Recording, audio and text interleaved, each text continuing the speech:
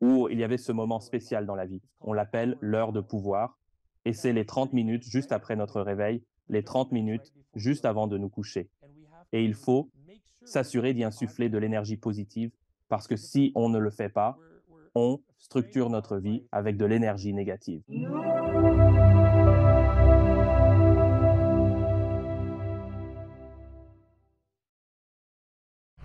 Je suis ravi d'accueillir dans l'émission Vinny Tullman. Comment ça va, Vinny? Je me porte très bien, Alex. Content d'être présent ici aujourd'hui. Merci beaucoup d'être venu dans l'émission. Je suis impatient de parler avec vous des événements extraordinaires qui se sont produits dans votre vie. Appelons-les simplement ainsi. Oui, une expérience vraiment étrange, sans aucun doute. Un peu inhabituel, je dirais. Alors, avant de parler de votre expérience de mort imminente, à quoi ressemblait votre vie de tous les jours, avant que vous ne viviez cette expérience de mort imminente? Avant cela, je menais presque une vie idéale. Célibataire, je voyageais autour du monde, vivant aux quatre coins du globe. Je travaillais effectivement dans la construction principalement et je pouvais décrocher des projets partout aux États-Unis, même certains projets, littéralement partout, partout où je pouvais trouver un contrat qui convenait. Et c'est ce que j'ai fait. J'ai eu l'opportunité de vivre à travers les États-Unis et à l'international. J'ai même passé environ 3 ans et demi à travailler dans les grandes productions télévisuelles et cinématographiques. J'ai simplement gravi les échelons depuis le bas de l'échelle, commençant comme doublure, pour finalement devenir second assistant réalisateur. Ce fut un tournant plutôt amusant dans ma vie et je me sentais réussir selon les standards du monde, mais au fond de moi, je n'étais pas heureux. Ce que je considérais comme le bonheur véritable me manquait. J'avais constamment l'impression que le bonheur était juste à l'horizon et je ne faisais que le poursuivre sans jamais l'atteindre. J'avais des moments de bonheur, mais je ne me sentais pas encore l'incarnation du bonheur. C'était en quelque sorte mon parcours à cette époque. Et la musculation en faisait aussi partie. Donc, j'étais un culturiste amateur à l'époque. Tu as vraiment fait beaucoup de choses, mon ami. C'est vrai, tu étais partout et j'adore ça. Alors, quand tu commences à parler de l'industrie du cinéma, là, tu parles vraiment ma langue. Je suis dans ce milieu depuis à peu près 30 ans. Ah, voici cela. Ouais, je sais, exactement. C'est la vie de forain, c'est le moins qu'on puisse dire. C'est vrai, j'étais célibataire. Donc, en étant célibataire, ça se marie bien avec l'industrie du cinéma. Mais dès que tu commences à vouloir te marier et à t'installer, c'est presque impossible pour certaines personnes. Le taux de divorce dans l'industrie du cinéma est extrêmement élevé, parce que c'est difficile. C'est un métier difficile.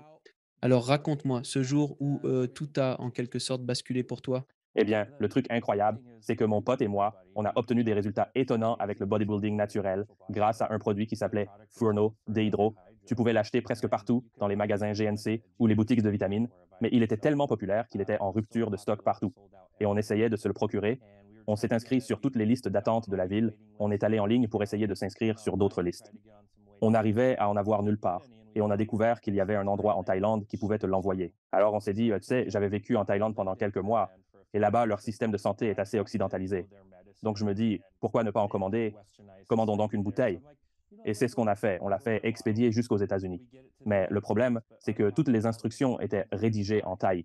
Et le thaï utilise un alphabet qui lui est propre, qui n'est absolument pas romanisé. Et c'était avant Google Traduction. Il n'y avait rien pour nous aider à le traduire. On s'est dit que c'était la même chose. On a ouvert la bouteille, on l'a senti. C'est un complément liquide. Tu prends un petit bouchon de la bouteille et on s'est dit, bah, tu sais quoi? C'est le même produit qu'on a aux États-Unis. Ça sentait exactement pareil. Ça avait précisément le même goût. Alors, nous avons pris ce qui équivalait à un bouchon de notre petite bouteille, mais nous avons rencontré un problème. Le produit à l'étranger était uniforme. Peu importe où vous l'achetiez en dehors des États-Unis, la solution était à 100%. Par contre, la solution que vous trouvez aux États-Unis, dans les boutiques de compléments alimentaires, c'est une formule composée de 95% d'eau et de seulement 5% de la substance active, du même produit chimique. Ainsi, un petit bouchon de notre flacon équivalait à prendre 20 bouchons de la version américaine. Et il était impératif de ne jamais consommer plus d'un bouchon de notre produit. Un jour, ouais. Et donc, c'était instantanément toxique pour nous. Alors, je dois marquer une pause ici. Donc, la phrase est: «Et allons acheter des compléments alimentaires à Taïwan». Cette phrase seule l'était bien. Ça seul, c'était comme quel âge aviez-vous pendant ce processus? J'étais âgé de 25 ans. Vous êtes pardonné. Vous avez été idiot, tout comme moi.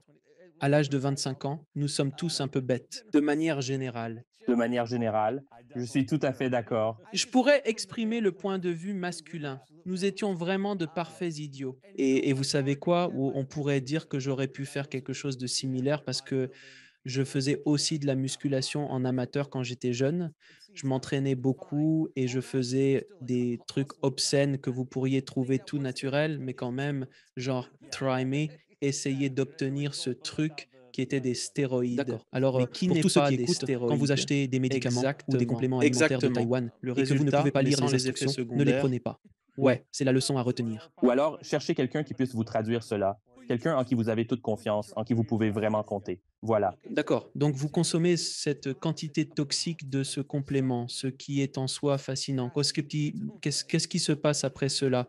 Eh bien, nous avons chacun pris notre petite bouteille. Le bouchon et notre programme pour la journée était de nous rendre à un salon international de l'auto pour nous y promener, puis nous avions prévu de faire un entraînement et de passer une journée normale. Normale. C'était un samedi. C'était le samedi 18 janvier. Et donc, c'était notre plan. Nous avons chacun pris notre bouchon, nous sommes montés dans la voiture, et alors que nous sortions. En montant dans la voiture, nous avons tous les deux ressenti cette sensation. Elle nous frappait rapidement, presque telle une ivresse. On avait véritablement l'impression d'être ivre, comme si nos esprits étaient embrouillés. Et je sentais le froid s'installer autour de ma poitrine et de mes cuisses. Un froid très vif, glacial. Mon corps tout entier devenait froid. Alors, j'ai suggéré, hey, allons manger quelque chose. Parfois, si on a consommé un peu trop d'alcool, manger peut aider à se sentir un peu mieux. Alors, nous avons emprunté la rue, marché deux pâtés de maison jusqu'à un Dairy Queen, et c'est là que nous nous sommes garés. Mon ami, il était presque en train de s'endormir quand nous sommes arrivés, donc je l'ai secoué doucement pour le réveiller à notre arrivée. Je me souviens lui avoir tendu la main pour l'aider à mettre la voiture au point mort. Il en était à ce point où il était presque lui-même inconscient. Je suis entré en titubant dans le restaurant, directement aux toilettes, juste à côté de la porte. Je suis entré et c'était des toilettes individuelles. Alors par réflexe, j'ai juste verrouillé la porte et j'ai juste commencé à m'évanouir là, sur le sol, sur le dos. Et j'ai commencé à aspirer ou à vomir et à inhaler. J'ai littéralement rendu l'âme sur place. Et pendant ce temps, mon pote, lui, est entré. Il trébuche à peine en entrant, s'effondre sur une banquette et commence à vomir partout sur celle-ci. Le gérant du restaurant s'approche et voit ça. Il fait oh mon Dieu. Il appelle le 15 et fait embarquer mon pote pour l'emmener à l'hôpital. Mon pote s'en sort complètement indemne.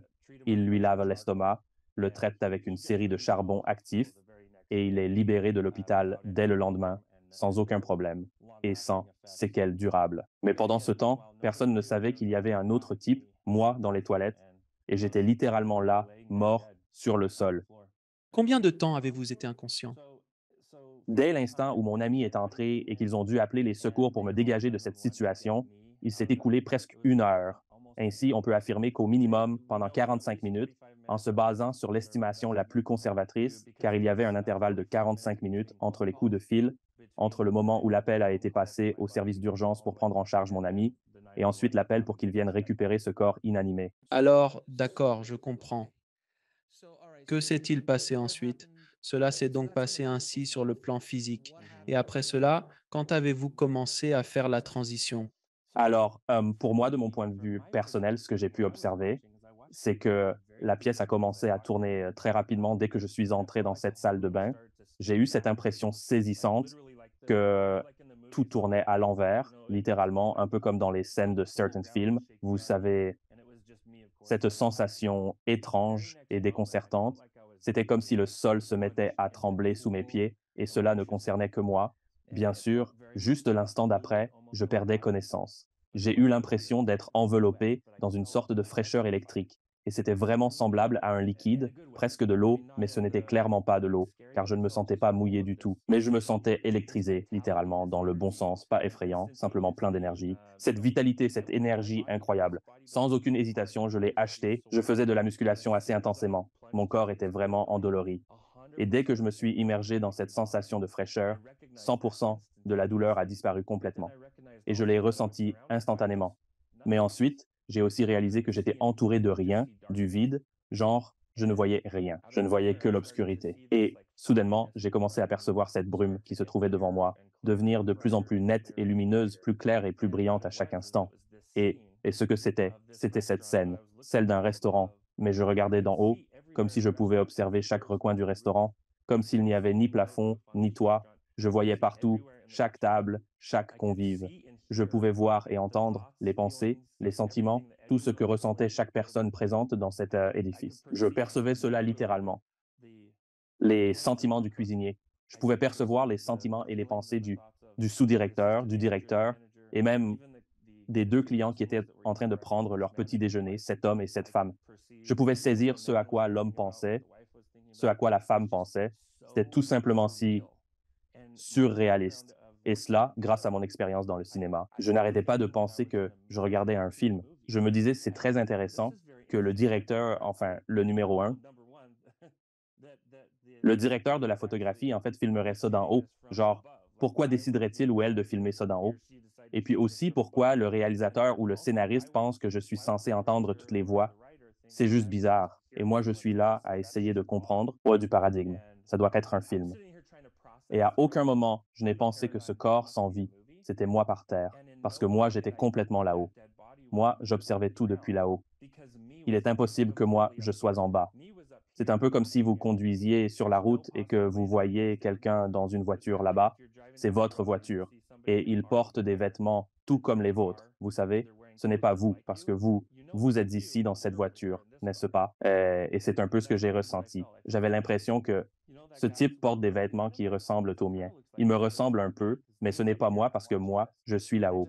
Je suis en train d'observer tout ça. Et j'ai juste continué à tout regarder. J'ai vu qu'ils emmenaient mon ami en ambulance. J'ai vu qu'ils appelaient le 15 pour lui. Alors, je devais être mort sur le champ au moment précis où j'ai franchi le seuil et que je me suis évanoui.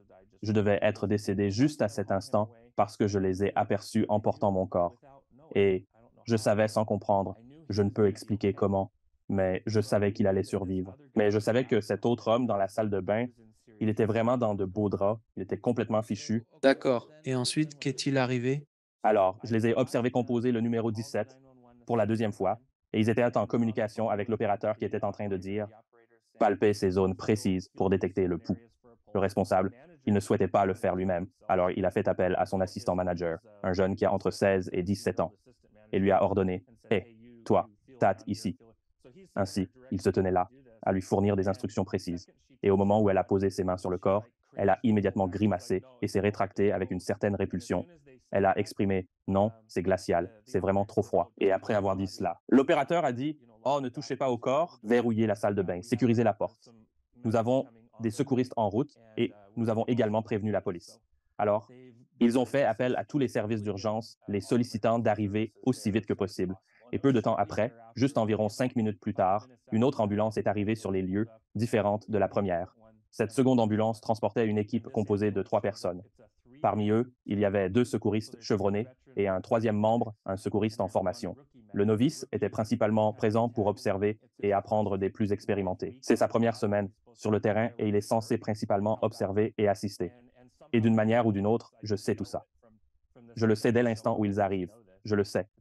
C'est presque comme s'il portait cela comme un insigne sur lui, le fait qu'il était le petit nouveau. Il s'affaire sur la scène. Ils ont tenté de prodiguer les premiers soins de réanimation. Ils ont pratiqué des compressions thoraciques. Ils ont administré de l'oxygène à l'aide d'un ballon qu'ils pressaient manuellement, mais sans succès. Manifestement, le corps commençait déjà à présenter des signes de rigidité au niveau des jambes. Ainsi, ils comprenaient que la personne était décédée. Ils l'ont donc mis soigneusement dans un sac. Ils ont pris leur temps. Il n'y avait pas d'urgence. Ils sont restés environ 45 minutes à 1 heure. Pendant qu'ils mettaient le corps dans le sac, ils ont recueilli les déclarations de tous ceux qui avaient vu quelque chose, ce qui équivalait à 4 ou 5 personnes. Toutes les déclarations ont été signées. Tous les documents administratifs ont été signés. Pendant ce temps, le bleu est assis à l'arrière de cette ambulance, attendant les 2 autres secouristes pour traiter toute la paperasse, obtenir toutes les signatures nécessaires. Alors qu'il s'occupe de tout cela, il est là, assis à l'arrière, fixant ce sac mortuaire et ressentant tous ces sentiments. Pourquoi ne pouvons-nous pas faire la différence pour celui-ci? Pourquoi est-ce que je fais ça? J'aurais souhaité pouvoir essayer davantage. J'aurais aimé pouvoir en faire plus. Je l'ai ressenti émaner de lui de manière continue, jusqu'à l'arrivée de 2 autres secouristes. Ils ont procédé à un échange de documents avec un officier de police qui venait tout juste d'arriver sur les lieux. Ensuite, ils ont amorcé leur retrait de la scène. Cependant, juste au moment où ils s'apprêtaient à partir, c'est là que la situation a pris un tournant particulièrement intéressant, du moins de mon point de vue. Cela concerne la zone cardiaque de ce jeune secouriste qui est assis à l'arrière de l'ambulance. Quant au novice, il se trouve sur un siège pliant situé à l'arrière, tout juste à côté de la dépouille. Il est assis là, il fixe le corps, mais il a commencé à rayonner. Littéralement, de la lumière a commencé à se former autour de la région de son cœur, de son espace cardiaque. Je le regarde, juste ainsi. C'est assez amusant parce que l'une des émissions télévisées sur lesquelles j'ai travaillé était touchée par un ange. Alors il faisait briller la lampe sur les gens. Bien sûr, cela a été touché par un ange. Oui, sans aucun doute. Et donc je suis là, assis à réfléchir. Oh, c'est assez. Sachez nos productions, Caroline. Nous avons mis une lumière au-dessus avec tout ce qui s'ensuit. Et là, je pense, tiens, c'est intéressant. Je continue d'observer. Avec cela presque. Comme un fil conducteur de l'intrigue, c'est fascinant de voir ce qui va se dérouler. Et au fur et à mesure que cette lumière commençait à se former là, j'ai ressenti une énergie distincte me traverser, passant littéralement au-dessus de ma tête. Et pendant que cela se produisait, j'ai perçu que ça a frappé ce jeune médecin, genre en plein cœur, et puis très fort, genre extrêmement fort. J'ai entendu une voix masculine puissante dire: celui-ci n'est pas mort. Et puis ce fut de nouveau le silence. Et j'ai regardé autour de moi. J'ai essayé de regarder dans les deux directions derrière moi. Je ne pouvais rien voir derrière moi. Je ne voyais qu'une sorte de brouillard sombre. Mais encore une fois, je pouvais voir très clairement devant moi ce qui se passait à l'intérieur de cette ambulance. Et j'ai observé le débutant qui a réfléchi un instant, puis il a fait une moue, comme s'il voulait dire non, il n'y a pas moyen, absolument aucun moyen. Et ils ont continué encore un pâté de maison, un pâté et demi, et cette lumière qui émanait de la zone de son cœur, elle s'est mise à briller encore plus fort et à s'étendre. Elle est passée de sa taille jusqu'au-dessus de sa tête. Toute cette partie de son corps a commencé à rayonner. Puis cette voix s'est fait entendre une seconde fois, et je l'ai ressentie de la même manière que la première, comme une véritable énergie qui a balayé ma présence, mon être, et qui l'a touchée, mais elle était encore plus forte cette fois-ci, et elle a dit: celui-ci n'est pas mort. Et elle l'a dit juste comme ça, de manière très factuelle. Mais ce qui était vraiment cool pour moi, c'est que la seconde fois était tellement puissante, et c'était la même que la première, mais beaucoup plus intense. Cela a suffi pour que le débutant se mette en action. Dès qu'il entend le son une seconde fois, il s'empresse d'ouvrir la fermeture éclair du sac mortuaire. Mais avant, il doit enlever les sangles qui maintiennent le corps pour pouvoir dézipper le sac. Alors, avec soin, il détache ses sangles. Après avoir enlevé deux d'entre elles, il entr'ouvre doucement le sac mortuaire. Il fait glisser sa main autour de la région du cou, dans l'espoir de détecter un pouls. Mais il ne trouve rien. Il palpe ensuite sous l'aisselle, et là encore, aucun pouls. La peau est froide, le corps est rigide. C'est répugnant. Il palpe cela comme s'il s'agissait d'un cadavre. Et il a dû détacher encore une sangle. Ainsi, nous en sommes à trois sangles en moins. Il descend, continuant de palper, sur la partie interne du fémur alors qu'il explorait cette zone. Il a fini par toucher directement l'os du fémur. Son objectif était de palper l'artère fémorale, et je me trompe peut-être toujours en disant cela, mais il cherchait précisément l'artère qui longe le fémur. Dans sa tentative de localiser cette artère, il a effectivement fait contact avec l'os du fémur. Lorsque ce contact s'est produit, j'ai ressenti une sorte d'étincelle, un choc électrique, alors que j'étais assis là à observer attentivement la procédure. Ce film en soi, j'ai ressenti un choc et je l'ai vu sursauter juste au moment où j'ai ressenti le choc. Donc, je pense qu'il l'a ressenti aussi et cela a suffi pour lui. Il doit y avoir quelque chose là. Il doit y avoir quelque chose. Il a continué à ouvrir la housse mortuaire, il a détaché encore quelques sangles. Il a commencé à insuffler de l'oxygène dans les poumons. Puis, il a également branché un défibrillateur, et ça, c'est pour envoyer un choc au cœur.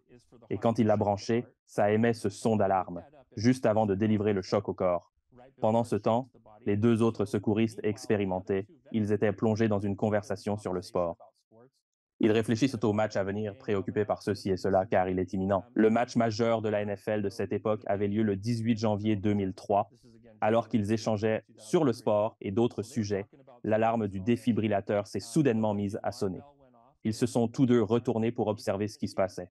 La panique s'est emparée d'eux en voyant la scène, et ils ont immédiatement commencé à s'agiter autour du secouriste. Ils lui hurlaient dessus, le menaçant de le renvoyer pour avoir violé le protocole. Comment ça te plairait de te faire virer dès ta première semaine de boulot? Ils l'ont vraiment pris à partie. Et lui, il a tout ignoré, complètement ignoré. Il a laissé le défibrillateur faire son travail. Il a laissé charger et envoyer le choc. Il n'y a eu aucun résultat, aucun battement de cœur. Il a procédé à une deuxième charge. Et encore une fois, ses secouristes le réprimandent. Ils le réprimandent sans cesse. Il déclenche une deuxième fois. À cette deuxième tentative, il obtient un seul battement de cœur, un unique battement, puis à nouveau, la ligne est plate. Et ce seul battement de cœur a suffi à les faire taire. Les secouristes chevronnés, ils se sont complètement tus et ils ont compris. Quelque chose d'étrange se passait ici, quelque chose de très différent. Et ainsi, la troisième série de choc a eu lieu, que ce médecin a permis une troisième série. À la troisième tentative, c'était un rythme cardiaque régulier mais faible, continu. Il a donc réussi à obtenir cela. Le cœur s'est remis en marche après la troisième série de chocs et après plus d'une heure. Après plus d'une heure, Après largement plus d'une heure. Il existe des estimations suggérant que cela pourrait aisément prendre entre 1 heure et demie à 2 heures. Cela inclut tout le processus administratif, le temps passé à gérer le sac mortuaire et tout le reste. Oui, donc nettement plus qu'une simple heure, bien au-delà d'une heure en fait, froid, mort et rigide. Le corps est revenu. J'étais toujours en mort cérébrale. Le corps était toujours en mort cérébrale. Pendant 3 jours supplémentaires, j'étais en mort cérébrale. C'est alors que j'ai vécu mon expérience, pendant que mon corps était dans cet état. je suis désolé, mais je dois prendre le temps de digérer tout cela. J'ai entendu énormément de choses, vraiment une quantité considérable, comme tu le sais bien, dans le cadre de l'émission. Cependant, celle-ci s'avère particulièrement intéressante parce que vous avez réellement vécu une EMI vérifiable. Et nous en parlerons plus en détail après, à la fin. D'accord, compris. Votre corps a été ramené à la vie, ou du moins, il a été ramené d'une manière ou d'une autre. Oui, c'est ça, le corps est ramené à la vie. Oui, le corps peut être réanimé. Cependant, le cerveau, après 8 à 10 minutes de mort cérébrale, c'est une toute autre affaire. Vous devenez ce qu'on appelle un légume. Il n'y a pas de retour possible de cet état. J'ai entendu de nombreux témoignages d'invités qui étaient partis bien au-delà des 10 voire 15 minutes. Néanmoins, votre cas est exceptionnel et rare. Vous mentionnez une durée de 60 à 90 minutes, ou peut-être même un peu plus, de mort cérébrale, ce qui équivaut à vous êtes dans un sac mortuaire, c'est la limite. Je n'avais pas encore entendu parler du sac mortuaire. Je n'avais pas entendu parler de quelqu'un qui entre dans un sac mortuaire. Quelqu'un ouvre la fermeture éclair du sac, le réveille et le remet debout. D'accord. Donc pendant tout ce processus, maintenant, votre corps est au moins relancé, redémarré. Votre cerveau, non. Vous êtes comme dans le coma. Qu'est-ce qui se passe à ce moment précis? Ainsi, jusqu'à ce moment précis, j'ignorais encore que c'était moi que j'observais. Et pourtant, les gens étaient présents. Comment se fait-il que tu ne le savais pas? Quant à moi, je suis là, mec. J'étais comme mort. Lâchez-moi un peu, laissez-moi respirer. J'étais en état de mort cérébrale, en plus. Je suis en mort cérébrale et je suis en train de mourir. J'essaie de comprendre. Les gars, allez. Alors je suis assise ici. J'ai l'impression d'être dans un film interactif. Vraiment, j'ai l'impression de vivre cette expérience interactive.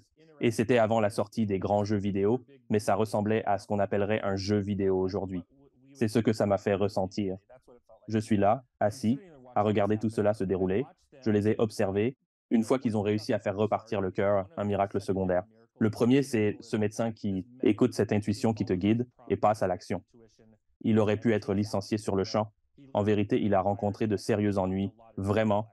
Même le simple fait de m'avoir ramené chez moi lui a causé des problèmes. Et par la suite, il est devenu pompier. À présent, tout cela se déroule sous mes yeux. Je suis témoin de ces événements et je suis perdu. C'est moi, tout simplement. Ils ont déplacé le corps de la civière médicale vers l'hôpital. Et le deuxième miracle, c'est qu'il existe un hôpital juste à une demi-rue de l'endroit où mon cœur a recommencé à battre. Ainsi, c'est à ce moment précis que mon cœur a repris ses battements. En l'espace de quelques secondes, littéralement quelques instants, il transférait le corps vers une unité de soins intensifs des urgences où il recevait rapidement un triage et était traité sans délai. Ils étaient capables d'administrer un traitement immédiat à ce corps en détresse.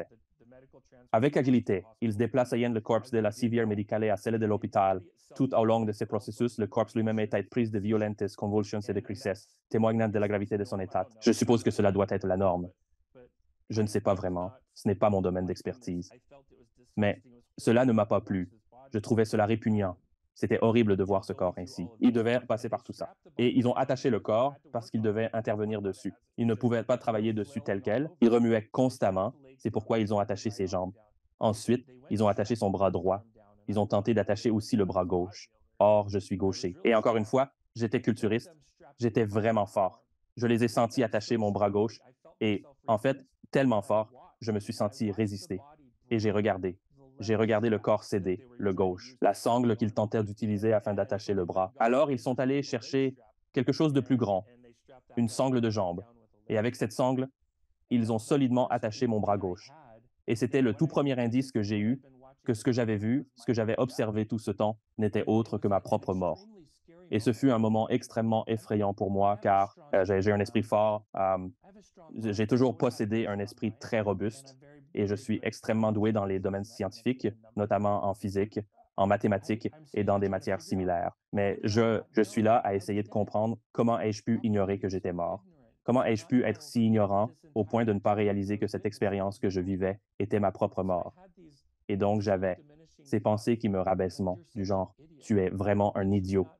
Comment as-tu pu ne pas savoir que tu assistais à ta propre mort tout ce temps? Et alors que je suivais ce chemin de l'autoflagellation ou des pensées d'autodénigrement constantes, en empruntant ce chemin, j'ai commencé à ressentir et voir tous les souvenirs négatifs, chaque éclat sombre de tout ce que j'avais fait dans ma vie, chaque aspect négatif sans exception. Depuis que j'étais un petit enfant et que je prenais les bonbons de quelqu'un ou que je poussais un enfant, dès les plus petits moments de ma vie dont je pouvais me souvenir, jusqu'au moment où je vivais cette expérience. J'ai vu chaque chose négative que j'avais jamais faite. Comme une sorte de bilan de vie. C'était semblable à des écrans, toutefois prenant la forme d'éclairs. C'est un peu comme si vous observiez un téléchargement de fichiers sur votre ordinateur. Si vous le regardez attentivement, vous pouvez voir les éclats, les vidéos ou le film en cours de téléchargement. C'est exactement ça. J'ai vu des éclairs instantanés, mais je percevais, entendais et ressentais également l'expérience, pas seulement en moi, mais aussi dans la personne à qui cela arrivait. Ainsi, si j'avais causé du tort à quelqu'un, même par une simple coupure, je voyais tout, littéralement tout ce que j'avais fait de négatif. Et j'ai commencé à ressentir comme si je n'avais pas de valeur à cause de tout cela. Si vous additionnez toutes les choses négatives que vous avez faites, tout le monde aura des choses à son actif. Et je n'étais pas un enfant horrible, mais je n'étais pas non plus un enfant parfait. Mais je vous le dis, j'en avais pas mal. Et il y en avait suffisamment pour que je me sente comme si je ne valais pas la peine d'être sauvé. Je ne méritais plus le droit d'exister. Et c'est dès l'instant où j'ai ressenti cela. Cette présence réconfortante m'a envahi, venant de derrière moi. Et c'était presque comme si quelqu'un s'approchait doucement de moi par derrière, puis posait délicatement ses bras sur mes épaules tout en murmurant ⁇ Non, tu as ta place ici, tu mérites d'exister ⁇ Et là, j'ai commencé à projeter mon esprit vers l'avant pour voir toutes les bonnes actions que j'ai accomplies dans ma vie et encore en de brefs éclairs. Et j'ai pu les voir à travers le regard des personnes que j'ai toujours aidées. Et j'ai vu tant de bien, bien plus que le mal que j'ai pu faire, comme bien plus de bien que de mal que j'ai pu faire. Et j'ai commencé à ressentir ce message. Tu vois, tu as ta raison d'être. Tu mérites ta place. Et c'est à ce moment-là que j'ai compris que ce message venait directement de quelqu'un derrière moi. Alors je me suis retourné et j'ai éprouvé un amour incommensurable, un amour qui n'a pas son pareil en ce lieu. Ici, nous n'apercevons que de pâles reflets de cet amour, amour d'une pureté absolue. Et je l'appelle amour-lumière parce qu'il avait réellement de la lumière, comme littéralement cette lumière m'a frappé, comme cet amour m'a frappé. J'ai senti que tous les traumatismes, tous les coups durs, auto-infligés ou non, mais tous les traumatismes qui m'avaient été gravés en moi tout au long de ma vie se sont dissipés. Ils ont été submergés par cet amour. C'est comme si j'étais arrivé tel un homme brisé. Et cet amour m'a guéri, m'a rendu à nouveau entier. Et je voulais juste rester là pour toujours. J'avais l'impression que c'était tellement génial. Une fois de plus, ma curiosité l'emporte, car voici que j'aperçois un homme. En pivotant sur moi-même, je remarque cet individu. C'est un homme de peau blanche. Ses cheveux blancs tombent en cascade jusqu'à ses épaules. Il arbore une barbe blanche fournie, et sa peau est d'un rose très vif, presque celui d'un Père Noël. Et sa peau, elle brillait car de la lumière en émanait. Littéralement, des rayons de lumière jaillissaient de tout son être. Et bien sûr, ayant grandi dans une famille chrétienne évangélique, je me dis, tu dois être Dieu. J'étais vraiment excité. Je me dis, tu dois être Dieu. Et lui, il a juste souri et il a secoué la tête en disant, non, mon fils, je ne suis pas Dieu. Mais la première chose que j'ai remarquée, c'est, il a prononcé ces mots sans remuer ses lèvres.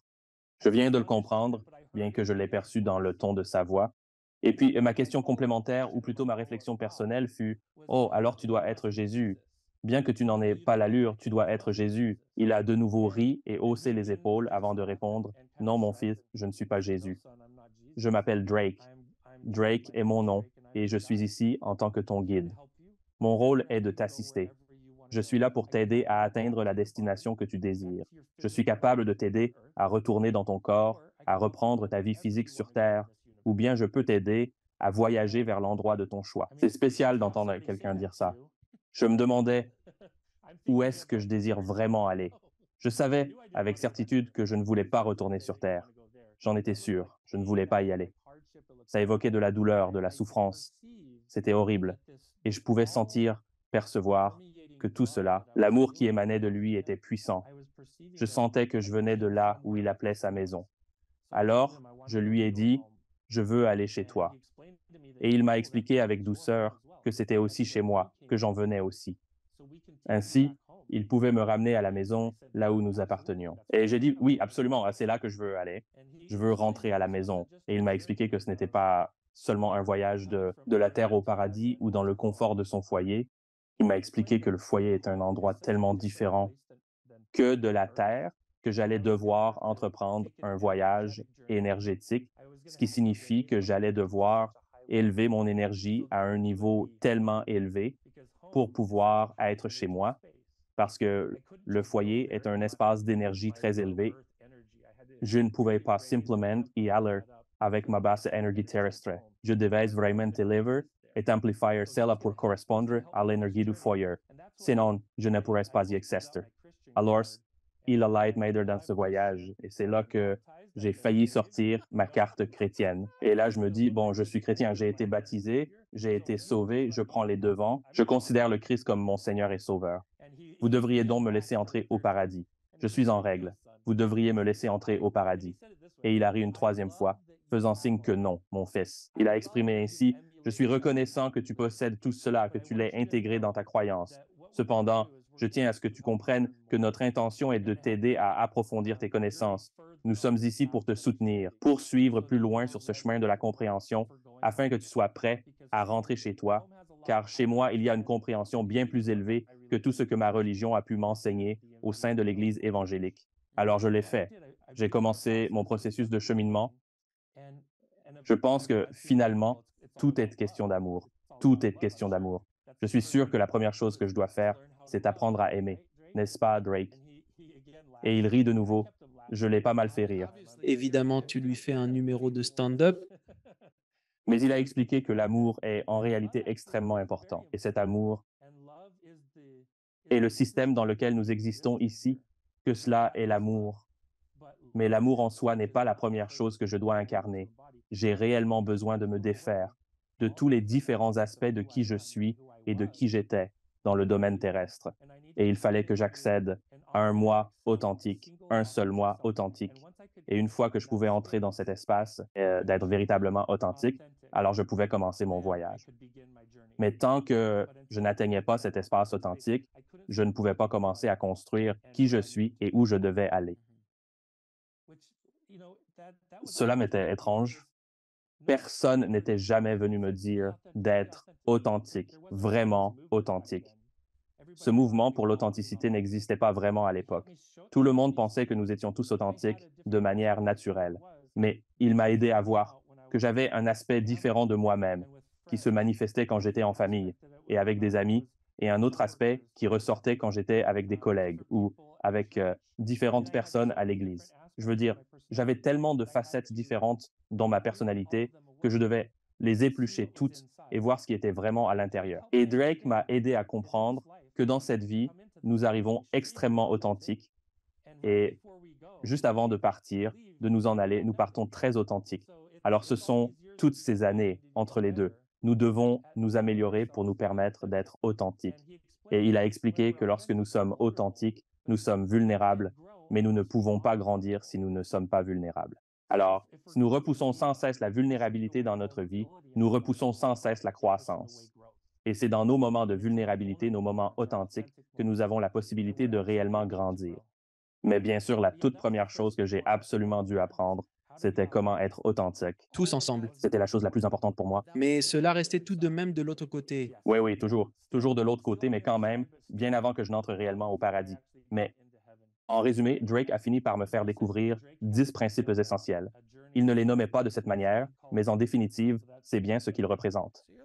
10 principes cruciaux. Es-tu d'une certaine manière en quête spirituelle? Absolument. Lors d'une balade, oui.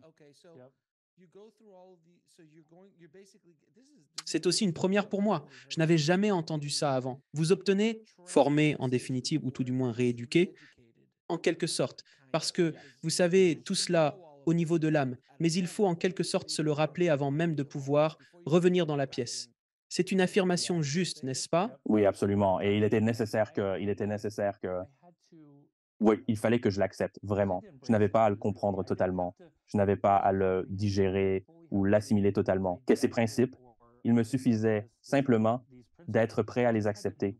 Et tant que j'étais disposé, vraiment disposé à les accepter comme une vérité possible, ou peut-être même comme ma propre vérité, alors je pouvais maintenir mon élan et continuer à avancer dans notre périple, dans notre errance. Et ensuite, bah, il t'a transmis ces 10 principes. Il l'a fait un à un. Il ne les a pas présentés comme étant 10. En réalité, je n'ai jamais cru qu'il y avait un nombre précis de principes. Je disposais juste de mon expérience personnelle et c'était tout. Je le partage depuis des années. Et quand nous avons réellement consigné l'expérience pour le livre, mon co-auteur de ce livre, Lynn, a vraiment mis en lumière quelque chose d'important.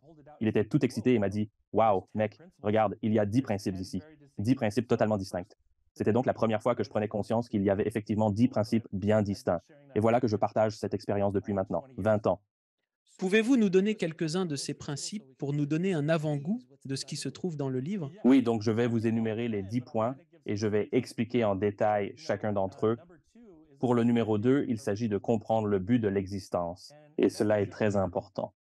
Le but de la vie est pour nous d'apprendre à venir à l'école de la Terre. Et Drake m'a vraiment aidé à comprendre. Il m'a montré ce ruban. Enfin, il m'a montré ce ruban qui s'étendait depuis la Terre jusqu'aux éternités, genre jusqu'aux confins extrêmes de l'univers, à la fois connus et inconnus. Et sur ce ruban, il a laissé tomber un seul et unique grain de sable. Et il a dit que ce tout petit grain de sable symbolise l'intégralité de ton existence sur cette Terre. Cela a chamboulé mon monde. Mais cela m'a également permis de saisir que nous ne devrions pas nous limiter à notre propre perspective limitée et que nous devons prendre conscience que notre existence est bien plus étendue que les événements de notre quotidien. Elle dépasse largement l'appartenance à un parti politique, que l'on y adhère ou non, une religion ou n'importe quel autre élément. En effet, c'est tellement plus vaste que même nos liens familiaux ou les soucis familiaux ne peuvent en définir l'ampleur. Notre existence est tellement plus vaste, donc c'était l'essentiel, c'est de comprendre que la vie est une salle de classe et non un tribunal. Nous sommes ici pour apprendre et non pour être jugés, mais pour apprendre, il faut se tourner vers le principe fondamental numéro 3, qui est d'aimer tout le monde.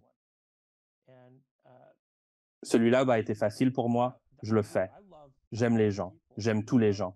La seule chose que je n'avais pas forcément réalisé avoir du mal à faire, c'était d'aimer tous les êtres. J'ai donc dû commencer à construire cet amour pour toute la création. Cela signifie le bon, le mauvais, le laid, le joli. Tout dans la création, je l'aime désormais. C'était le troisième principe. Puis, écouter sa voix intérieure, suivre son intuition, c'est le quatrième principe.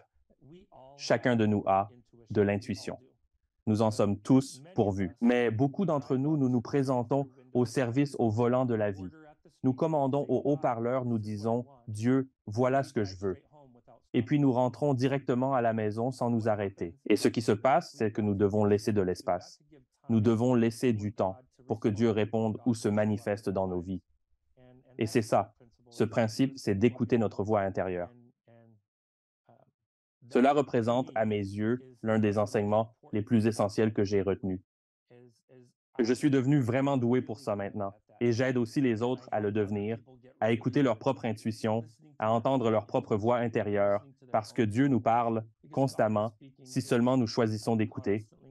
Et cela nous conduit au cinquième principe qui, une fois de plus, est ancré en 2003. La technologie, elle n'était pas aussi omniprésente qu'aujourd'hui, pas aussi incontournable.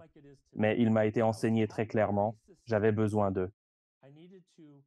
Utiliser technologie responsablement. Et la technologie, c'est un outil pour de grandes choses, pour de grands changements, mais aussi pour des changements terribles. Je veux dire, la technologie en soi est un outil, tout comme un marteau.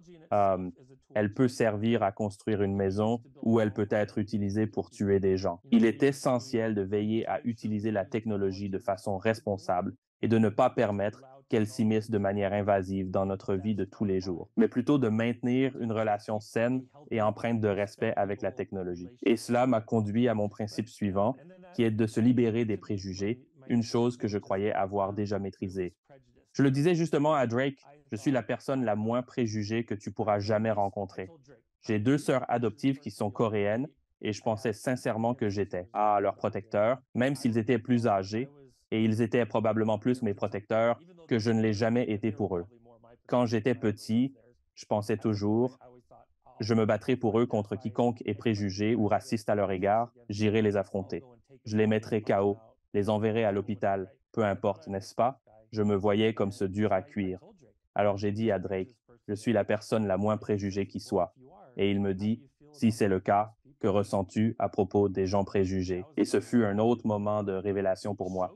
Il m'a montré comment moi-même je rejoignais l'équipe des préjugés en détestant les personnes intolérantes. Et il m'a montré sur le chemin d'un raciste, le chemin d'un préjugé, que les gens empruntent ce chemin parce que, d'une certaine manière, ils ont été victimes. Et la manière dont ils réagissent à cette victimisation, c'est en ostracisant ou en repoussant une certaine race, classe, croyance, religion, peu importe. Ils choisissent une catégorie pour répondre à leur vécu de victime et pour aimer Dieu sincèrement, pour chérir toute la création. Je dois aussi aimer ceux qui sont brisés. Ces derniers portent des préjugés variés, des stigmates de leurs épreuves. Il m'a été révélé que parfois, au sein de l'Église, ces préjugés persistent et influencent les attitudes. Il y a des préjugés extrêmes et parfois à l'extérieur de l'Église, il y a des préjugés extrêmes. Mais à l'intérieur comme à l'extérieur de nos églises, nous trouvons des personnes formidables et un amour et un service inconditionnel et sincère. C'était ce que je devais incarner et comprendre, ce qui m'a finalement amené à exercer le pouvoir de la création. On m'a enseigné que nous pouvons créer notre propre univers chaque jour. Nous avons cette capacité, nous avons ce pouvoir. Et là où nous commençons, la première étape, le premier pas de la création, c'est la pensée. Alors, si nous sommes capables de contrôler nos pensées, nous contribuons essentiellement à maîtriser nos habitudes. Nos habitudes, donc, aident à forger notre caractère. Et notre caractère, en substance, oriente notre destin, détermine la direction de notre vie. Mais tout commence par nos pensées. Alors, si nous parvenons à maîtriser nos pensées, nous pouvons maîtriser la création. Nous pouvons dominer et encourager l'acte de création dans notre existence de tant de façons incroyables et bénies. Cela m'a amené à adopter le principe suivant, celui d'éviter toute influence négative. Et le plus drôle, c'est que je me disais, ah ouais, je n'aime pas les gens négatifs, Drake. Je les évite. Et il fait, ah, d'accord. Et toi, tu fais quoi avant de te coucher chaque soir? Je réponds, je me brosse les dents, je me lave le visage. Il réplique, non, qu'est-ce que tu fais juste avant de te brosser les dents, de te laver le visage? Qu'est-ce que tu fais? Je réponds, oh, je suis en train de regarder les infos. À cette époque, c'était un peu ce que tout le monde faisait. Tu regardes les informations pendant 30 minutes à 1 heure chaque soir avant de te coucher. Et il m'a expliqué, il a dit, eh bien, combien de ces histoires que tu regardes juste avant de te coucher, combien d'entre elles sont des histoires à énergie positive? Et je me suis mis à réfléchir. Je suppose que la plupart ne le sont pas. La plupart dégagent une sorte d'énergie négative. Et il a dit, tu vois, ce qu'il faut comprendre, c'est qu'il y a un moment spécial dans la vie. Ça s'appelle l'heure de pouvoir. Et c'est les 30 minutes juste après notre réveil et les 30 minutes juste avant de se coucher. Et nous devons nous assurer d'insuffler de l'énergie positive à ce moment-là, car si nous ne le faisons pas, nous structurons notre vie avec de l'énergie négative en laissant le début et la fin de notre journée être imprégnés de cette énergie négative. Il est donc très important pour nous de respecter l'heure de pouvoir.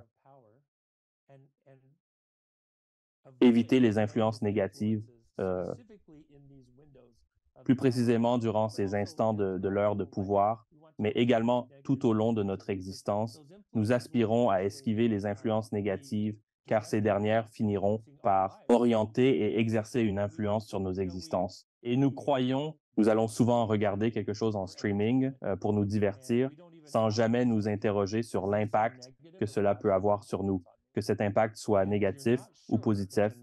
Et si vous n'êtes pas certain de l'influence que cela exerce sur vous, si vous ne savez pas clairement ce que c'est, comment pouvez-vous déterminer si c'est une influence positive ou négative? Il est donc crucial pour nous de rester vigilants afin d'éviter ces influences négatives, quelles qu'elles soient. Et c'est ainsi que j'en viens au neuvième principe, qui est de saisir la finalité du mal. Cela a éveillé en moi un certain intérêt. Et Drake a remarqué que je faisais beaucoup de sport, alors il m'a montré comment, principalement pour avoir une vie sans mal serait comme avoir une salle de sport sans haltères. Ainsi, le mal en soi constitue une option fondamentale, tout comme le bien l'est également. Comme l'amour, nous avons besoin d'amour. Nous avons également besoin du mal pour pouvoir faire des choix, car sans ces deux options, il n'y aurait pas de choix. Si Dieu avait créé un monde sans mal, il n'y aurait aucune possibilité de croissance. Alors voilà donc les royaumes célestes, et c'est pour cette raison qu'on doit descendre. C'est donc pour cela qu'on est appelé à venir. Oui, exactement. Alors voilà ce qui est drôle. Au paradis, tout le système est tellement imprégné de cet amour que Dieu porte, et il est vraiment inconditionnel. Tu ne le mérites pas, mais tu l'obtiens. Nous le recevons tous. On reçoit cet amour immense, inconditionnel. Et c'est d'une telle puissance que, quoi qu'il advienne, autour de Dieu, ce que Dieu désire, nous le voulons instantanément, car nous sommes en parfaite synchronisation avec cet amour. Ce que Dieu veut, nous le voulons. Alors nous avons compris, pour que nous puissions grandir, et Dieu l'a aussi réalisé. Nous devons partir. Nous devons quitter Dieu. Nous devons nous éloigner des cieux. Il est essentiel que nous prenions nos distances avec notre Créateur, peu importe le nom que vous choisissez de lui attribuer. Nous sommes appelés à nous inscrire dans l'école de la vie terrestre, mais pour cela, nous devons franchir une cascade d'oubli, un voile d'oubli, car si nous conservons le souvenir, nous resterons perpétuellement sous l'influence de cet amour, n'est-ce pas? Et afin de pouvoir réellement grandir, il est impératif que nous ne soyons pas affectés par cet amour. Ainsi, nous devons être capables de descendre ici, libres de toute influence, et nous autoriser à prendre nos propres décisions. J'ai fermement appris que parfois, ce que je considérais comme mes pires décisions étaient en réalité de bonnes décisions, parce que j'en ai tiré des leçons précieuses. Cela m'a enseigné qu'il y a un but dans le mal, même lorsque nous faisons une erreur, tant que nous apprenons constamment de celle-ci et que nous nous efforçons de faire mieux à l'avenir, nos décisions mauvaises ou néfastes peuvent finalement s'avérer être bénéfiques pour notre amélioration à long terme. Et donc, c'est une vision à long terme. Il faut adopter cette perspective à long terme. Mais cela explique aussi pourquoi il y a du mal dans la vie. Il doit y avoir cette possibilité, malheureusement, mais aussi heureusement, afin que nous puissions vraiment avoir la capacité de choisir. Tout comme si vous avez un enfant, et pour ma part, j'en ai deux, si vous prenez constamment toutes les décisions à sa place, imaginez-le arrivant à l'âge de 18 ans, quittant le foyer pour l'université. Que se passera-t-il pour cet enfant? Il risque fort de devenir le fêtard invétéré, celui qui noue des relations superficielles à la chaîne, celui qui dévie du chemin qui mène aux bonnes choses de la vie, parce qu'il n'a jamais eu l'opportunité de prendre ses propres décisions. C'est pour cela que nous sommes ici, pour faire nos propres choix, pour apprendre et maîtriser le pouvoir de la création qui prend sa source dans nos pensées. Et c'est ce qui nous amène à. Mon ultime principe est celui de comprendre et d'accepter que nous sommes tous intrinsèquement unis, savoir que, car nous sommes tous unis, pour moi, aimer ou haïr, blesser ou nuire à quelqu'un, c'est me haïr ou me nuire. Et c'est alors qu'il m'a enseigné le principe du doigt pointé, qui est en quelque sorte un principe assez astucieux. Ainsi, si je me trouve ici et que je prononce des paroles pour dire que telle personne est mauvaise, je projette vers elle un point d'énergie négative, j'en envoie un vers le divin, mais en conséquence, je me retrouve à recevoir 3 fois cette quantité d'énergie négative en retour sur moi-même. Par conséquent, chaque fois que j'énonce des propos négatifs à l'égard de quelqu'un d'autre, je m'inflige ces mêmes paroles négatives, mais avec une intensité énergétique 3 fois supérieure à celle que j'aurais pu diriger vers autrui. Cependant, si je choisis l'entraide, si je manifeste de l'amour, si je prends soin de quelqu'un, ou même si je formule un compliment envers une personne, je bénéficie alors de cette même énergie positive amplifiée 3 fois qui me revient. Et ce principe à lui seul peut changer une vie, à savoir que si vous manquez ou êtes en manque de quelque chose, ne tentez pas de le trouver ou de l'incarner en vous-même. Allez plutôt offrir cette chose aux autres, cette même chose qui vous fait défaut, allez la donner aux autres. Et c'est ainsi, en faisant cela, que vous en recevrez 3 fois plus en retour en vous-même. Et c'est fondamentalement très profond de suivre cela, et je mets les gens au défi. Essayez et vous saurez que c'est absolument une réalité de la vie. Et voilà, c'était mes 10 principes. À ce moment-là, je voyais réellement le paradis. J'ai vu que c'est une vraie planète, un vrai lieu, c'est une planète. Donc c'est une planète ou un royaume. C'est un royaume. Mais voici ce qui est étrange. Si vous preniez un soleil et une planète et que vous les combiniez, voilà ce qu'est le paradis.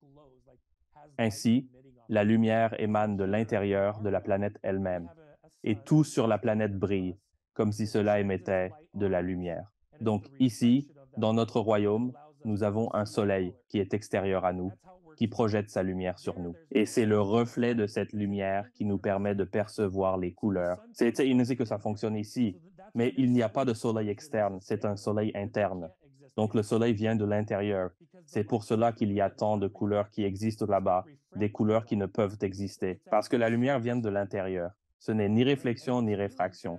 C'est une lumière source authentique. Et ce qui est vraiment si fou pour moi, c'est que je pouvais percevoir et me connecter à Dieu, Dieu, le créateur de l'univers, l'Allah, le tout. J'ai eu la capacité d'incarner et de me connecter à Dieu à travers les brins d'herbe du paradis, à travers les fleurs, l'eau et les arbres, à travers juste l'air. Vous ressentiez cet immense amour du Créateur présent en toutes choses. Tout, absolument tout, était imprégné de cet amour. Et alors que je posais le pied dans cet espace, Drake me guidait tout du long. Je posais le pied dans cet espace. J'ai réalisé, cet espace céleste est si vaste, on pourrait y loger des milliers de nos fils. Il est immense, tellement plus grand que ce que nous pouvons réellement concevoir. Et tandis que je suis là juste à percevoir tout cela et à vivre tout cela, cet amour formidable me parvenant à travers l'herbe et à travers les arbres, je reconnais que tout le système est construit à partir de cet amour. Le système entier, le système que, pour que nous vivions et existions, est entièrement construit à partir de cet amour. Tout, tout est construit à partir de cet amour. Vous êtes dans le royaume céleste à présent. Vous avez exploré les 10 principes, si vous voulez. Ainsi, votre vibration est à un niveau qui vous permet de percevoir ou d'être dans ce royaume céleste. À quel moment d'ailleurs? Qu'avez-vous vu d'autre? Quelles autres créatures avez-vous aperçues? Avez-vous vu des choses qui dépassent votre entendement, des niveaux supérieurs? Tout cela vrai? Oui, si c'est notre souhait d'aller jusque-là, je dirais la direction d'âme d'un océan à l'autre. Il y a tellement de choses que j'ai vues là-bas, comme littéralement au paradis. Beaucoup de créations que nous ignorons qu'elles existent. Mais je vais vous dire, la création en elle-même, de la vie qui imprègne tous les recoins de la création.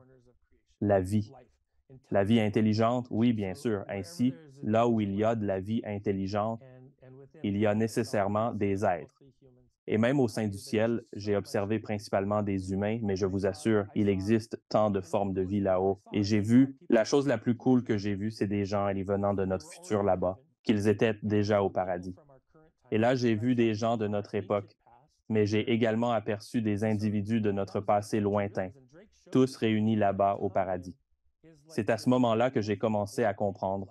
Et Drake m'a révélé que le temps, c'est comme une règle pour le jeu de la vie, et une fois qu'on s'en détache, il n'y a plus de contraintes. Lorsque tu arrives sur Terre, tu sélectionnes en quelque sorte l'époque dans laquelle tu souhaites t'intégrer, et le temps n'existe pas vraiment. Il n'existe que pour la vie terrestre ou pour le domaine terrestre. Oui, il y avait des gens venus du futur, littéralement du futur, là-bas, et de la technologie du futur. Mais cette technologie, c'est très différent de ce que nous percevons ici comme technologie. Il y avait une université là-bas où, lorsque les gens voulaient entrer dans la salle de leur choix pour apprendre, ils devaient s'accorder à l'énergie de la salle. Pour s'accorder à l'énergie de la salle, comme ils s'accorderaient à l'énergie d'amour de cette salle, alors ils pouvaient réellement y entrer. Ils devaient élever cette énergie d'amour, puis entrer dans la pièce et commencer à apprendre. Et l'apprentissage, tous les mystères de l'univers, intacts, non altérés par l'homme. Il n'y avait pas étendu là. Il est impossible de s'y étendre. On ne peut pas s'y étendre. Donc, ce qui m'intéresse aussi, c'est que en entendant une multitude de ces choses, on pourrait penser que de nombreux maîtres ascensionnés qui ont marché sur la terre, tels que les Jésus et les Bouddhas du monde, ont réussi à élever leurs vibrations jusqu'à un point où ils ont appris ce qu'ils devaient apprendre dans ce domaine et ils pouvaient s'en aller, en quelque sorte. Et Jésus est la conscience christique et Bouddha la conscience bouddhique, ce genre de choses. Et cela donne l'impression que même une fois de l'autre côté, qu'il reste encore du travail à accomplir. C'est une partie de celui-ci et il y en a plusieurs couches, plusieurs sphères ou dimensions à traverser au fur et à mesure de votre évolution et de votre croissance et tout ce qui s'ensuit. Donc, nous ne sommes pas à la toute fin du parcours. Nous ne sommes même pas à égalité. Non, nous ne sommes même pas proches de vous. Alors même si vous sortez diplômé de cette école, qui, d'après ce que j'ai compris des autres, est un endroit difficile, sachez-le. C'est le cas. C'est l'une des écoles les plus difficiles. En fait, quand on compare toutes les différentes écoles, il y en a beaucoup dans l'univers, et l'école de la Terre est l'une des plus ardues, mais c'est aussi l'une de celles où il est le plus facile d'obtenir la plus grande croissance. Donc, si vous voulez évoluer, grandir, vous voulez passer au niveau supérieur. Oui, exactement. C'est comme un cours d'accélération de niveau. Ouais, c'est un peu comme, tu sais, si je veux vraiment atteindre ce niveau-là dans Mario Bros, dans Super Mario, c'est comme si je vais devoir affronter plein de trucs. Ça me tente pas, mais une fois que j'aurai surmonté tout ça, je serai d'autant plus fort. Ouais. Et en gros, tu sautes par-dessus beaucoup de gens qui sont sur la voie lente. Exact. Comme la voie facile, plus progressive. D'accord, donc. Alors, tu te trouves dans cet endroit incroyable. Mais tu es ici me parlant maintenant, Vinny. Donc cela s'est produit à un moment. Une décision a été arrêtée. Pourriez-vous nous en dire plus? Alors, je venais juste de terminer mon espèce d'expérience paradisiaque. Je venais juste de ressentir l'eau, et là-bas, l'eau, l'expérience était fondamentalement transformatrice. L'eau là-bas était différente. Elle s'est approchée de moi et m'a interrogé doucement si je souhaitais expérimenter l'eau. J'ai acquiescé, avide de tout expérimenter dans ce lieu. De manière surprenante, l'eau s'est élevée autour de moi sans me mouiller, mais là où elle effleurait, elle remplaçait mes cellules par de nouvelles cellules vibrantes d'une énergie pure. Ces nouvelles cellules étaient saturées de lumière, la même lumière omniprésente là-bas. Et cette lumière était l'essence même de l'amour. Alors, j'ai eu l'impression que j'étais enfin digne d'amour, de cet amour inconditionnel qui m'avait été constamment versé.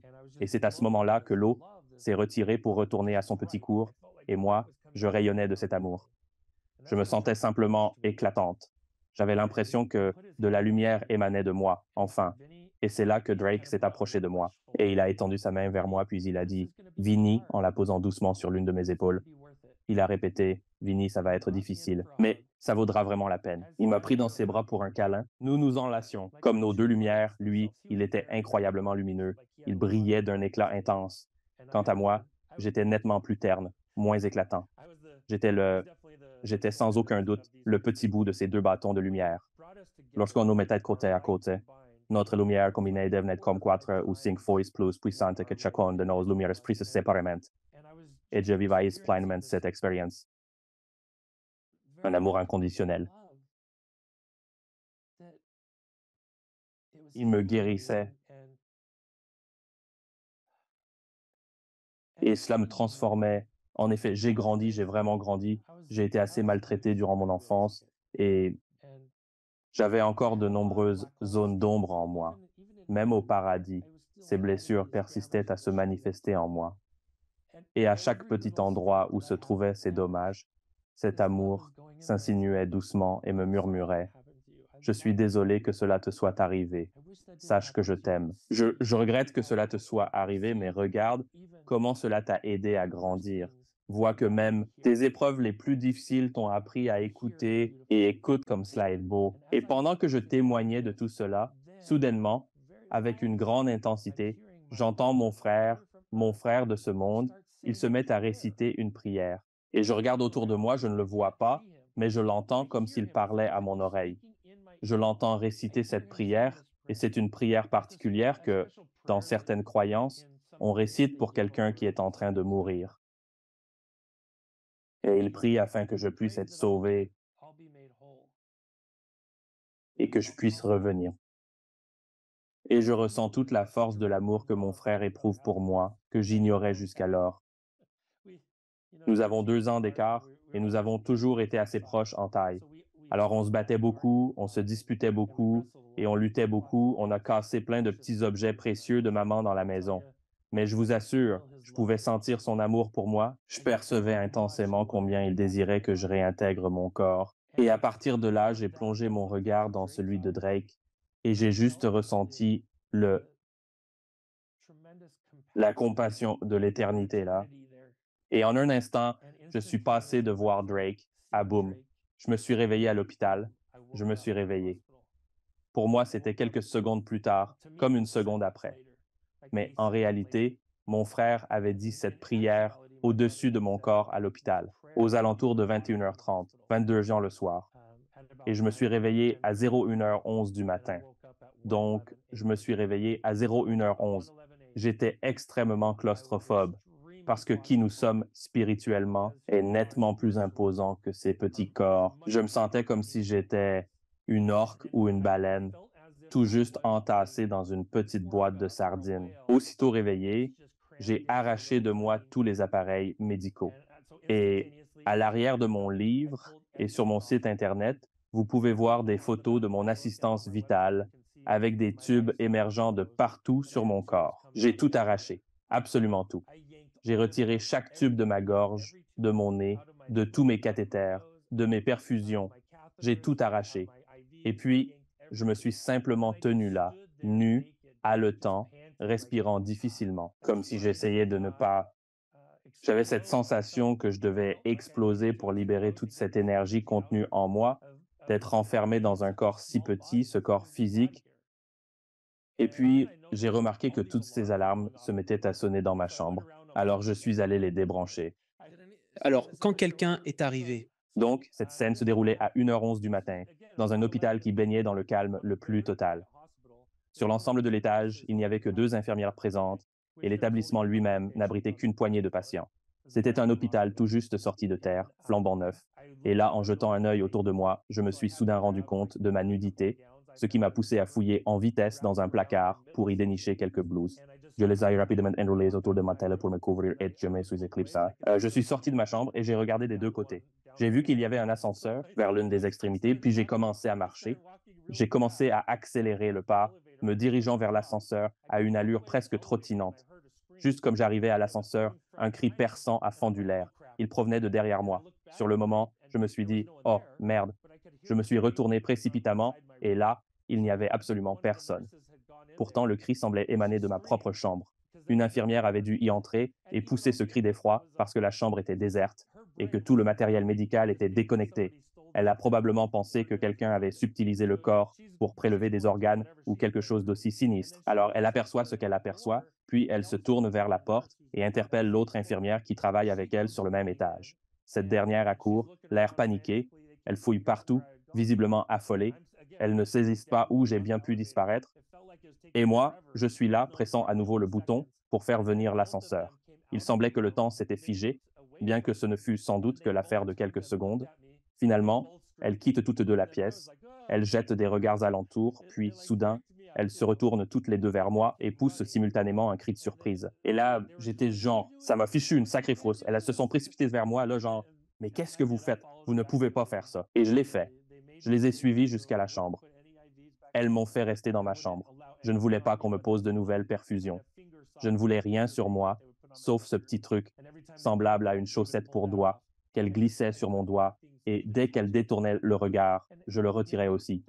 À ce moment-là, je ne supportais même pas la sensation d'être touché. Tout cela s'est produit à 1h11 du matin, et ma libération a eu lieu à 7h30 du matin, ce même matin. Mais entre environ 1h30 et 7h30, le temps s'est écoulé. Je passais des examens médicaux, je faisais des scanners, puis je passais encore plus d'examens et encore plus de scanners. Ils m'ont fait signer ouais, environ 40 à 50 pages de documents de décharge, transférant la responsabilité de l'hôpital vers moi-même, parce qu'ils ne voulaient pas que je parte. Ils voulaient que je reste pendant 72 heures. Ils estimaient que, c'est entendu. bien sûr. Et voici ce qu'il en est. C'est ce que le neurologue m'a expliqué. Il a dit que dans certains cas extrêmes, les gens peuvent se réveiller d'un coma. Euh, ils exprimeront leur amour, prononceront leurs adieux, et ensuite, ils succomberont. Il avait cette impression que je me trouvais dans un tel microcosme. Il croyait qu'à n'importe quel instant, j'allais simplement m'effondrer, sans vie. Et si les soins médicaux n'étaient pas immédiatement disponibles pour me secourir, je perdrais la vie, réellement, cette fois-ci. Et je ne les croyais pas. Je savais que j'étais de retour. J'avais vraiment envie de courir, vraiment. Je sentais que courir était la meilleure chose pour moi à ce moment-là. J'avais l'impression de pouvoir sortir de mon corps, comme si je pouvais m'échapper de cette sensation d'être emprisonné. Je me sentais tellement emprisonné d'être dans ce corps. Ouais, mais que disaient les médecins à propos de ton état de mort cérébrale? Je veux dire, j'ai rencontré au total 3 neurologues différents et l'un d'eux il était donc à la fois psychothérapeute et neurologue, ce qui signifie qu'il avait une formation approfondie tant sur le plan psychologique que sur le plan de la neurochimie cérébrale.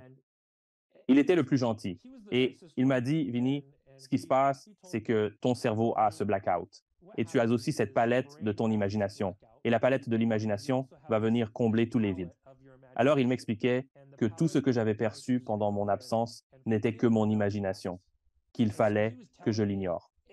Et il a même dit, il était comme, ne te laisse pas apaiser ce qui s'est passé, parce que si tu entres dans le jeu et que tu penses que ce serait réel, tu pourrais finir à l'hôpital psychiatrique. Il dit qu'il avait vu maintes fois où des gens entendaient des voix, voyaient des choses et finissaient à l'hôpital psychiatrique. Donc, je suis là à réfléchir. Je mérite l'hôpital psychiatrique car je me souviens, à l'instant, je ne m'en étais pas rappelé, mais c'était seulement 24 heures plus tard que tout m'est revenu d'un seul coup. Qu'est-ce qui m'était donc arrivé? La mémoire m'est revenue de manière instantanée. J'ai ainsi revécu cette expérience dans son intégralité, et moi, étant une personne d'ordinaire très rationnelle, je me retrouvais avec mon propre ego qui me murmurait à l'oreille, tu es fou? C'était simplement ton imagination qui fabriquait tout cela. J'ai pris la décision de rechercher de l'aide professionnelle afin de déterminer si je devais prendre des médicaments antischizophréniques ou des traitements antidélirants pour m'aider à surmonter cette épreuve difficile. C'est dans ce contexte que je faisais rencontrer un médecin lorsque cette dame âgée s'est approchée de moi et maintenant, elle m'apparaissait genre dans la trentaine. C'était un esprit, d'ailleurs, et elle venait à moi et elle me dit, tu dois donner au médecin cette quantité d'informations. Et moi, genre, il est déjà en train de me dire que je suis délirant, alors je ne vais pas l'aider à croire que je suis encore plus délirant. Et elle insistait, elle ne lâchait pas l'affaire. Elle ne voulait pas lâcher l'affaire. Elle était comme, n'ose pas prendre cette ordonnance qu'il te rédige avant de lui avoir dit ces informations. Et donc, cela est enfin arrivé, enfin. Mon cerveau l'a suffisamment intégré pour que je me dise, bon docteur, il faut que je vous dise quelque chose. Ça va paraître fou, mais vous savez déjà que je suis dans cet état. Alors, j'ai une femme ici. Elle me dit ça. Je dois vous le dire. Il est resté muet comme une tombe pendant à peu près 90 secondes, sans prononcer un seul mot. Il a dirigé son doigt vers mon visage et a prononcé dégage de mon bureau immédiatement. Waouh! Et donc j'étais comme d'accord, alors je suis parti. A-t-il découvert pourquoi? Eh bien, ce n'est que plus tard que j'ai compris. J'étais au volant, ayant parcouru environ 1,5 km après notre entretien, lorsque mon téléphone a sonné. C'était lui, appelant de son portable, et il me dit Vinny, je ne sais pas qui tu es, ni comment tu fais ça, ni comment c'est arrivé, mais ce que tu m'as révélé, je ne l'avais jamais partagé avec âme qui vive, jamais de la vie. Il a confié que même sa femme, que son propre psychologue, n'avait pas connaissance de ce secret que je lui avais fait ressurgir, un secret qu'il avait lui-même oublié et profondément refoulé, une partie de ce que je lui avais partagé. Maintenant, je ne suis pas allé dans les détails ou quoi que ce soit du genre. J'ai simplement dit, hé, il y a cette femme ici, elle dit qu'elle doit te transmettre un message, et je lui ai transmis ce message. Je lui ai répété mot pour mot ce qu'elle m'avait dit, et il a confirmé que, effectivement, 100% de ce que j'avais rapporté était la vérité. Pour lui, les choses que j'ai affirmées à son sujet étaient absolument et complètement réelles à 100%. Je me devais de découvrir ma propre vérité. Il était essentiel pour moi de trouver mon chemin personnel, et du fait que j'ai pu dévoiler la vérité à son égard, il est convaincu qu'il doit exister un fond de vérité dans mon expérience, et que je devais le découvrir par moi-même. C'est donc là que j'ai commencé mon chemin, en essayant simplement de comprendre. Avançons rapidement de 7 mois. Je me trouve maintenant dans une petite ville du Wyoming. Je suis assis dans un lycée local. J'assiste à une présentation sur l'histoire de la ville et il présente toutes ses personnalités célèbres, du moins selon les critères d'une petite ville du Wyoming. Il parle de tous ces hommes et femmes illustres qui ont fondé la ville et qui ont contribué, d'une manière ou d'une autre, à bâtir l'État du Wyoming pour en faire ce qu'il est aujourd'hui. Soudain, cette photo est apparue. Je ne prêtais pas attention, j'étais occupé à me pencher. Cependant, ma petite amie de l'époque, à qui j'avais partagé chaque détail de mon expérience, et ce, de façon tellement vivante et descriptive qu'elle se sentait comme si elle connaissait personnellement Drake. Lorsqu'elle aperçut cette photo émerger sur l'écran, elle s'exclamait aussitôt: C'est Louis, c'est le Garth. Et je me penche, et là je dis: Ce n'est pas le. Et je suis resté figé, Alex, paralysé. Je ne pouvais plus bouger. J'ai commencé à pleurer. C'était lui, mon guide? Dans la réalité, c'était effectivement lui. Cependant, voilà l'aspect étrange de l'affaire. Son nom était Charles Cazer. Il n'y avait aucune mention de Drake. Il y avait un petit D initial, mais seulement Charles Cazer. Et il savait que ma grand-mère était une Cazaïr. C'est le nom de famille. Je suis allé la voir et je lui ai dit: Grand-mère, il faut que je sache, c'est qui Charles Cazer? Et elle fait: Oh, tu veux parler de l'arrière-grand-père Drake. Donc, pendant 7 longs mois, je me suis interrogé me demandant si je n'étais pas encore un peu fou. Wow! Mais à ce moment précis, à ce moment-là, Alex, j'ai réalisé que, d'accord, je dois accepter que cela m'est arrivé. Je le dois. Et à partir de ce moment-là, j'ai commencé à le partager avec les autres. Eh bien, laissez-moi demander, êtes-vous allé chercher? Cela, le médecin, Oui, c'est bien le docteur. je l'ai fait, Avez-vous expliqué? Car c'est un événement vérifiable. c'est le cas. Alors voilà ce que j'ai fait avec lui. Premièrement, je voulais le remercier. Je voulais lui demander, genre, est-ce que je peux vous acheter quelque chose? Je lui ai dit, un peu ému, vous m'avez littéralement sauvé la vie et ce faisant, vous avez enfreint le protocole. Vous êtes même en train de subir une réprimande pour cela. Il a été sévèrement réprimandé et mis à pied, imaginez, dès sa première semaine de travail. Face à cette situation, il a fini par demander une mutation latérale au service des pompiers, et comme il se préparait au test depuis un certain temps, il a réussi à l'obtenir. Mais pendant que je le rencontrais, il était en plein dans ce processus de mutation pour devenir pompier, et je voulais vraiment lui parler. Je voulais lui dire: Hey mec, je t'ai vu briller. Et il fait genre: Je ne sais pas de quoi tu parles. Et moi, je suis là, insistant: Non, je t'ai vu briller et je t'ai vu devenir encore plus lumineux. Et j'ai entendu le message: Celui-ci n'est pas mort. Et il fait genre: Je ne sais pas de quoi tu parles. Il ne voulait pas l'admettre. Il ne voulait pas l'admettre. Mais voici ce qu'il a dit. Il a dit: Je le savais juste. Je le savais juste qu'il se passait quelque chose d'étrange avec toi. Je le savais, c'est tout. Que ce soit le message que j'ai entendu ou simplement cette intuition profonde qu'il ressentait, qu'il se devait de tenter sa chance, de toute manière, pour moi, cela représentait un miracle divin qui m'a redonné vie. Et puis, le deuxième miracle, c'est le fait qu'il m'a ramené à moi-même alors que je me trouvais à seulement une demi-rue d'un centre de traumatologie spécialisé en cardiologie. Ce qui, ramener cela est absolument essentiel. Il est crucial de vraiment comprendre ce que l'on fait avec cela. Donc, il y a eu de nombreux miracles tout au long de cette histoire. Maintenant, des années plus tard, j'ai eu, à d'innombrables reprises, des visites de l'esprit qui m'apportent des informations. Grâce à cela, je suis en mesure d'assister ceux qui m'entourent. Est-ce que je transmets toujours le message à la perfection? Voilà la question. Non, je suis très discret et j'utilise mon discernement sur le quand et le où. Je partage cela avec les gens, mais je vais vous le dire. Dieu est ici, partout, et les anges existent vraiment. Ils sont présents ici et partout, et l'Esprit est réel, et ici et partout. Et tous veulent nous aider, mais ils ne peuvent pas le faire. Si nous ne demandons pas, si nous ne frappons pas à la porte. Ils vont forcer cette porte, c'est certain, mais il faut frapper, toujours frapper. Et dans cette vie, on est tellement distrait par nos divertissements, nos informations, nos sports, qu'on reste constamment éloigné de l'essentiel, perpétuellement distrait. Il n'y a pas de temps à consacrer à Dieu. Il n'y a pas de temps à accorder aux anges. Il n'y a pas de temps pour nos ancêtres qui souhaitent nous apporter leur aide. Ainsi, mon défi s'adresse à quiconque traverse cette expérience.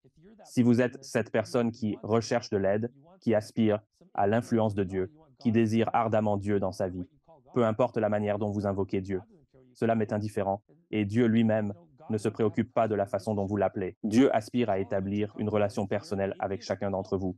Alors, n'hésitez pas à l'appeler de la manière qui vous convient le mieux. Et si vous êtes athée, vous pouvez appeler Dieu l'univers et conserver vos convictions. Mais le plus extraordinaire, c'est que l'univers ou Dieu, quel que soit le terme que vous choisissez, notre Créateur, cherche à avoir cette connexion personnelle avec chacun de nous. Le concepteur a élaboré ce système avec un tel niveau de soutien de leur propre point de vue, mais nous marchons si distraits, si perdus dans nos pensées, que nous ne demandons même pas ce soutien. Nous ne sollicitons jamais cette aide qui est pourtant là, disponible si nous la désirons. Demandez simplement. Vinny, pote, quelle aventure incroyable tu nous as fait vivre, vraiment. Et sans aucun jeu de mots, c'est tout simplement extraordinaire. C'est une expérience très vivante, détaillée, c'est le moins qu'on puisse dire, mon ami. Je tiens à te remercier d'avoir partagé cette histoire avec nous et j'espère que cela aidera les personnes qui écoutent dans cet épisode en ce moment même, mais je vais te poser quelques questions. Je les pose à tous mes invités. Quelle serait votre définition personnelle d'une belle vie? Vivre une belle vie signifie savourer et apprécier profondément les relations qui vous entourent. Et par relation, je pense aussi à votre connexion vitale avec la lumière, avec la vie, avec votre famille, vos enfants, mais aussi les relations que vous entretenez avec vos animaux, avec les arbres et les plantes, les forêts qui vous entourent, avec l'océan, avec la terre, avec Mère Gaïa. Ce sont toutes des relations et nous pouvons emporter nos relations avec nous. Nous ne pouvons pas emporter les clés de notre voiture, nos maisons et nos manoirs.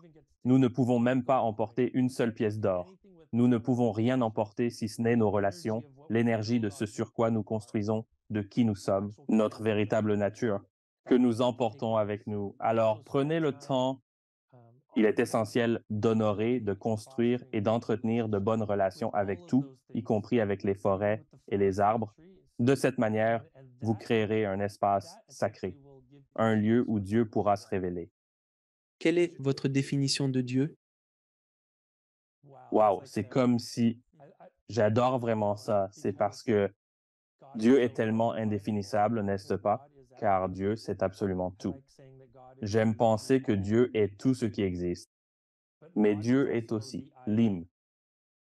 Le fait que nous puissions avoir conscience et que nous puissions percevoir cette réalité virtuelle de la vie ici est également pour moi un signe de l'existence de Dieu, car si la conscience est présente, cela signifie que période et une création émergent dans la conscience. Quel est le but ultime de l'existence humaine?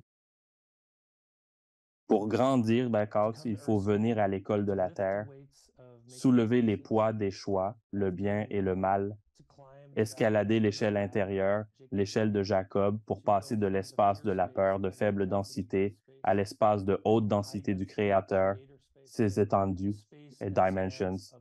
Et nous y parvenons en grimpant à l'intérieur, non à l'extérieur. Et nous allons trouver Dieu dans le temple le plus sacré sur terre, qui se trouve juste ici, entre ces deux temples. C'est le temple le plus sacré sur terre. Et c'est là que nous pouvons trouver Dieu. Nous pouvons trouver Dieu, se manifestant de manière plus grande et plus belle là que nous ne pourrions jamais le trouver, dans un temple, à l'extérieur de nous-mêmes ou en tout lieu extérieur à nous, car la divinité n'existe réellement qu'au fond de nous-mêmes. Excellente réponse, mon ami. Où les gens peuvent-ils se renseigner davantage sur toi, ton ouvrage et l'œuvre que tu réalises? J'ai un site personnel intitulé Vivre à la lumière de Dieu. Je sens que je suis en quelque sorte appelé à une mission à partir de mon expérience. Partager cette expérience. Je ne suis pas un prosélyte qui va dire aux gens, vous devez rejoindre ceci, faire cela. Ce que j'essaie de faire, c'est d'amplifier la vie des gens, de les aider à vivre une vie meilleure, plus authentique, incarnée, où ils peuvent ressentir les choses parce que tant de notre vie ici consiste à atténuer ou à ôter la sensation des choses. Et c'est là où nous ressentons les choses. Nous obtenons nos moments de vulnérabilité, de croissance, et c'est incroyable parce que vous pouvez avoir des moments justes. De magnifiques expériences et relations sublimes peuvent naître dans cette vie en vous accordant des moments de vulnérabilité de temps en temps, permettant ainsi votre croissance. Vinny, avez-vous un dernier mot à adresser à notre public avant de conclure? L'enseignement le plus important que je retire de cette expérience est: prenez le meilleur, l'amour le plus inconditionnel et le plus parfait qu'un être humain puisse jamais connaître, et multipliez-le par des éons, par des trillions de fois. Et cela reste juste un cil face à l'amour de Dieu, l'amour que le Créateur possède. Et cet amour est si puissant et tellement inconditionnel que le Créateur vous aime exactement tel que vous êtes en ce moment, tel que vous êtes actuellement, pas qui vous voulez être, ni qui vous pensez devoir être, mais celui que vous incarnez en ce moment, celui que vous laissez votre cœur être actuellement. C'est celui que Dieu aime. Vinny, merci non seulement d'être venu dans l'émission et d'avoir partagé ton histoire, mon ami, mais aussi pour tout le travail que tu fais pour aider à élever la vibration et éveiller cette planète et tous ses habitants. Je te suis reconnaissant, mon ami. Je te suis reconnaissant, Alex, et merci pour ta mission, mec, parce que je sens que tu fais partie de l'armée de lumière.